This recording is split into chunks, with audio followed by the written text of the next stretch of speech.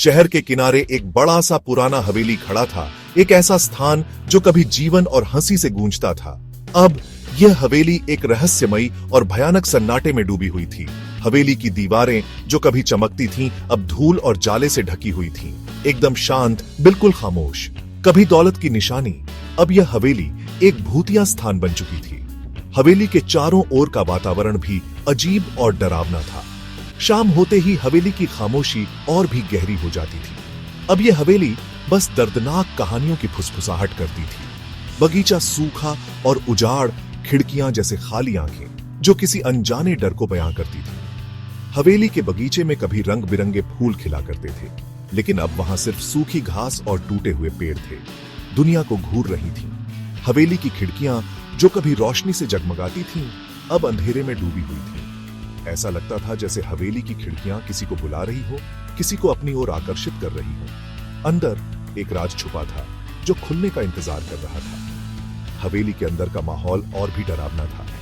हर कोने में अंधेरा और सन्नाटा था। ऐसा लगता था जैसे हवेली के अंदर कोई छुपा हुआ हो जो किसी को अपनी कहानी सुनाने का इंतजार कर रहा हो, जो खुलने का इंतजार कर रहा था। हवेली के अंदर एक कमरा था जो हमेशा बंद रहता था। उस कमरे के बारे में कई कहानियां प्रचलित थीं। लोग कहते थे कि उस कमरे में एक भयानक रहस्य छुपा हुआ है। तजुर्बेकार जासूसों की एक टीम पहुंची, चेहरों पर गंभीरता। वे जानते थे कि इस हवेली में कुछ तो अजीब है। जासूसों की टीम ने हवेली के हर कोने की जांच शुरू की। उनके चेहरों पर चिंता और उत्सुकता साफ झलक रही थी। उनके कंधों पर अनसुलझे केस का बोझ था। वे जानते थे कि इस केस को सुलझाना आसान नहीं होगा।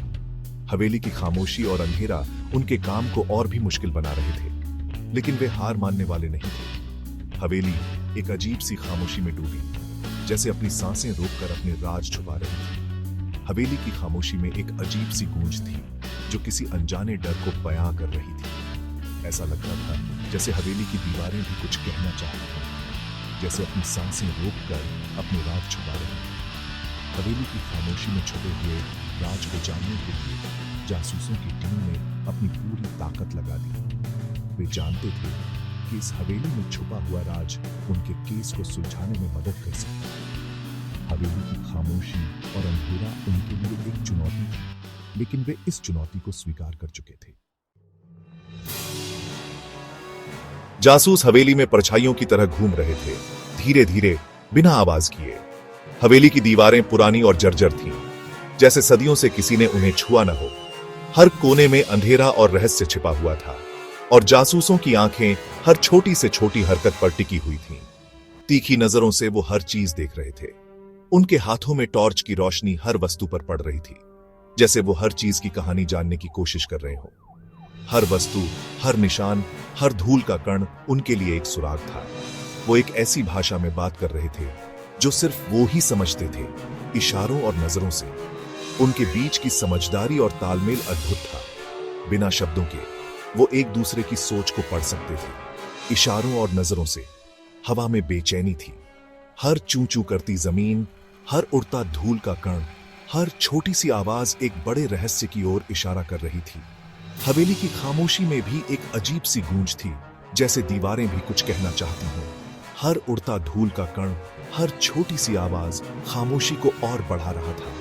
लेकिन जासूस शांत थे, पूरी तरह ध्यान लगाए, हर सुराग को जोड़ने की कोशिश में। उनके दिमाग में एक ही सवाल था, इस हवेली के रहस्य को कैसे सुलझाया जाए। खामोशी को और बढ़ा रहा था, लेकिन जासूस शांत थे, पूरी तरह ध्यान लगाए, सबूतों को जोड़कर राज खोलने की कोशिश में।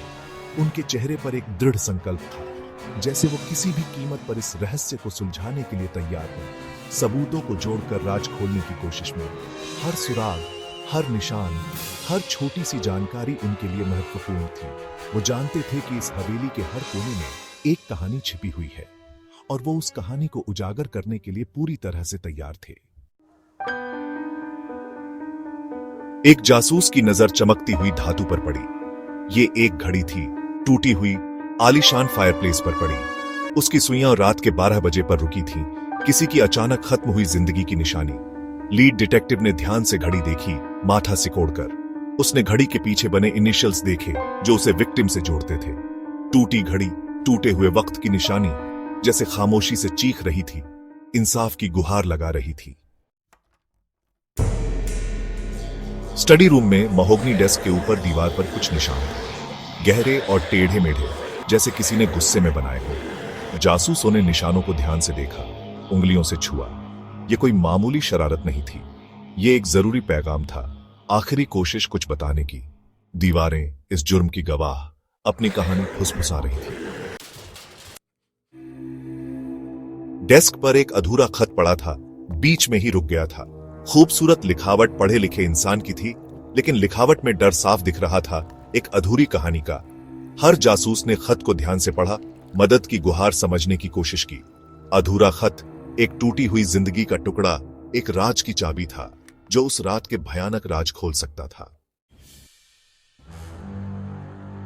घंटे बीत गए, जासूस लगातार काम कर रहे थे, तेज दिमाग से सही अंदाजे लगाते हुए। वो आपस में बात कर रहे थे, नजरों से एक दूसरे को समझ रहे थे। सबूत पहेली के टुकड़ों की तरह जुड़ने लगे। टूटी घड़ी, दीवार के निशान, अधूरा खत, हर चीज अपनी कहानी बता रही थी। कमरे में तनाव था, जैसे दिमाग एक साथ काम कर रहे हों, एक ही मकसद के लिए, सच जानने के लिए। लीड डिटेक्टिव कमरे के बीच में खड़ा था। उसकी आंखों में एक अजीब सी चमक थी, जैसे उसे कुछ बहुत महत्वपूर्ण मिल गया हो। कमरे की दीवारों पर छाया खेल रही थी और हर कोने में एक रहस्य छुपा हुआ था। उसके चेहरे पर अचानक एक रोशनी सी आई। यह रोशनी किसी रहस्य के खुलने का संकेत थी। उसकी आंखें चमक उठी और वह उस दिशा में बढ़ा जहां से रोशनी आ रही थी। उसे मिल गया था गायब टुकड़ा, जो इस पूरे मामले को सुलझा सकता था। यह टुकड़ा एक पुरानी घड़ी का था जो अब टूट चुकी थी, आखिरी सबूत जो सब कुछ जोड़ता था। यह घड़ी उस रात की थी जब अपराध हुआ था। घड़ी के टूटे हुए हिस्से ने समय को रोक दिया था और यह समय ही अपराध का समय था। उसने अपनी टीम को बुलाया और सबूत को उनके सामने रखा।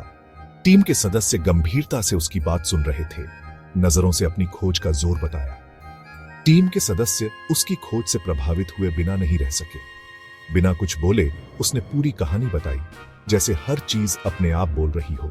उसकी आंखों में एक आत्मविश्वास था जो उसकी टीम को भी महसूस हो रहा था। सब कुछ साफ और पक्का। टीम के सदस्य सहमति में सिर हिला रहे थे। अब सब कुछ स्पष्ट हो चुका था। टूटी घड़ी ने जुर्म का वक्त बताया, निशानों ने लड़ाई दिखाई और यह सबूत इस बात का प्रमाण था कि अपराधी ने घड़ी को तोड़ने की कोशिश की थी और खत ने मुजरिम का नाम बताया।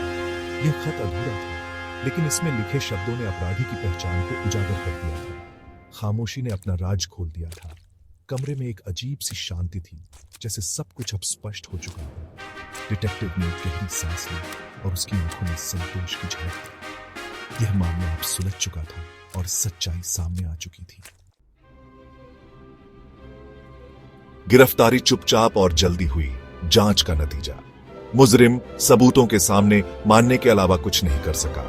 इंसाफ हुआ, जोर जबरदस्ती से नहीं, बल्कि ध्यान, अंदाजा और खामोशी की भाषा से। बड़ा सा पुराना हवेली अपने भयानक राज से आजाद होकर जैसे चैन की सांस ले रहा था।